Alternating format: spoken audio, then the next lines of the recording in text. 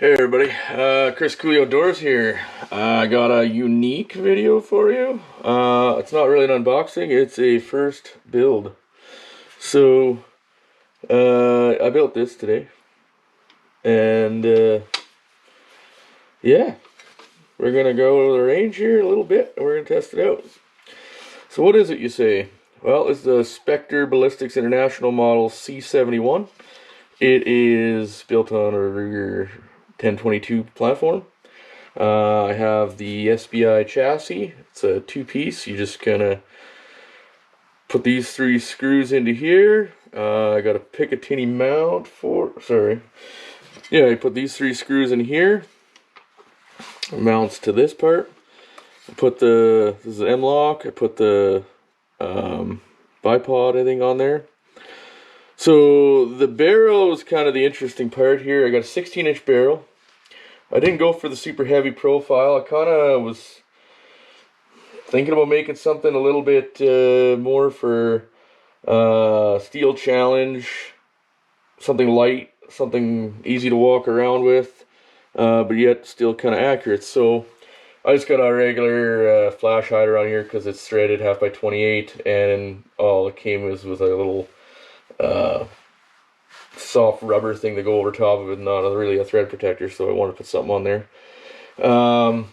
It's made in Canada, so I went SBI chassis, and I went their receiver, and then I got their charging handle. I put a Faxon Bolt in, and then this is a Timney Calvin Elite trigger. So when I ordered from SBI, I ordered the combo pack. So it came with the chassis, came with, it's just like an AR style grip, buffer tube, Magpul, MOE stock. Yeah, so pretty simple. Just kind of put everything together today. So, and I just put a little burst fast fire on, which actually, the way everything sits, it's not bad. As you can see, they got the Picatinny rail extended out here. SBI kind of made their own little twist on it. So they have like an enhanced V-Block kind of thing, they call it. It's to help with the barrel droop. I guess that's a big problem with the 1022. So it has that. And then they also designed a spot, if you have their action, or you have their chassis, they have a pin that runs through like the other trigger pin, and but it actually has, it's encapsulated in there, but it has little screw holes, and they give you 2 pins in here, so you actually have it tight, so that it's actually another point, not just on the action block there. So everything is really tight, and I don't know how well it's gonna cycle, to be honest with you. But we're gonna go give it a try. So a while ago I had done a review on the SBI 1022 to what are these, the Remington 597 mags. So I got some Pro mags. I think they're 22 rounders, but I got that adapter, so it's supposed to work. Everything's a little tight. There we go, it's in. So that, and it works with another type of mag, and then the actual Ruger 1022 mag. So if you're just gonna run these mags, you just drop it there, pull it out, and then that's how you mag release from there. Now if I want to get the whole thing out, that's the nice thing about the Calvin Elite, and then I can run just a regular 10 round Ruger 1022. Clips in there real nice. Yeah, drops free, just a little click. This is gonna be sweet.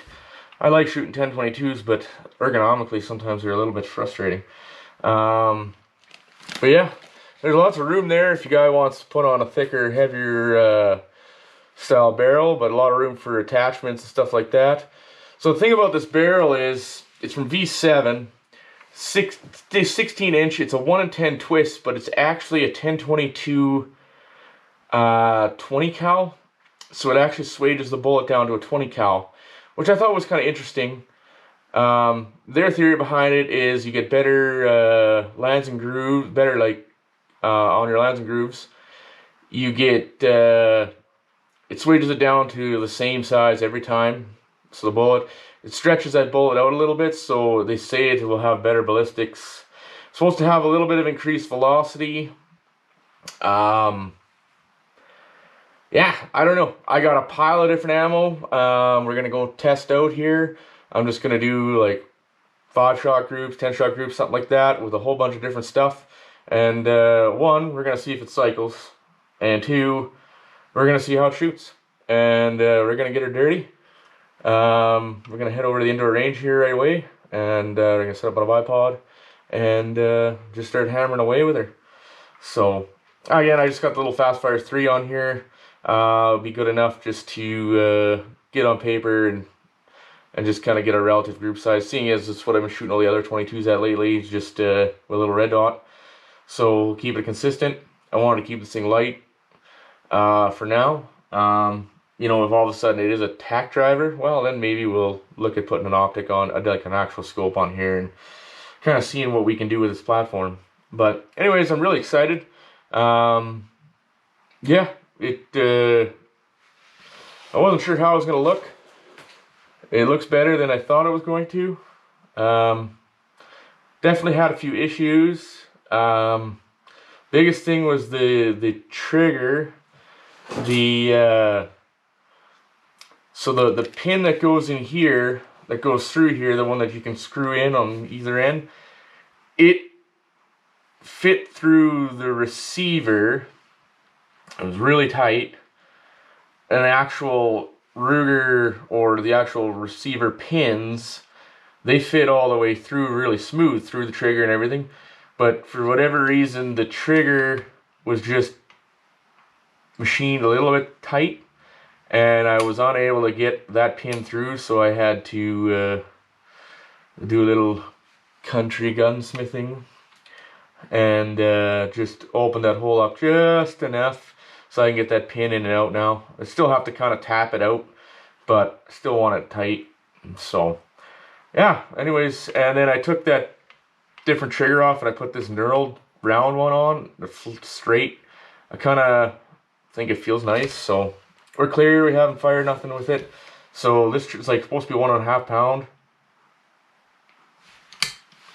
We'll see here. Yeah, it's definitely a lot nicer than any Ruger 1022 I've ever had before. So anyways, that's the C-71 from SBI. And yeah, we're gonna go to the range and give her a go. So stay tuned. Thanks. Cheers.